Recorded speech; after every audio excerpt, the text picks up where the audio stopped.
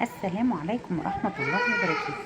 أنا بصراحة مش عارفة أبدأ لكم الفيديو إزاي أو أقول لكم إيه غير إن دوت فلوج. أنا عملته أنا ونور بنتي في رحمة ونور عليها السنة اللي فاتت. كانت الحضانة بتاعتها مطلعة رحلة لفيلا في العبور. الفيلا دي بتتأجر للسيدات فقط أو للأسر، كل واحد بقى حسب ما هيأجرها. زي ما حضراتكم شايفين كده فيلا كبيرة جدا جدا. أنا مش عارفة ده إيه بصراحة. هو قصر، هو مكان صرح عملاق جدا جدا. حاجة كده كبيرة جدا وواسعة جدا، فيها مجموعة من حمامات السباحة. ده أول حمام سباحة حضراتكم تشوفوه بالمنظر دوت. احنا كنا لسه رايحين الصبح الساعة 8 الصبح.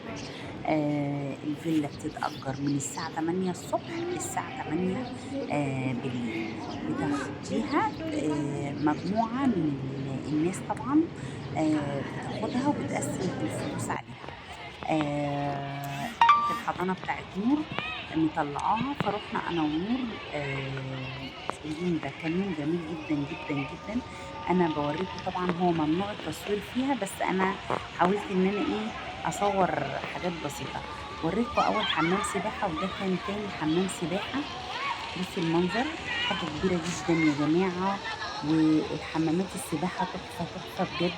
في حمام سباحة تالت، روعة روعة روعة، بس أنا ما قدرتش أروح.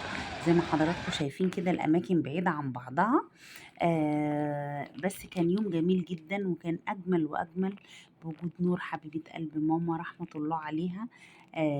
كان يوم فعلا استمتعنا بيه.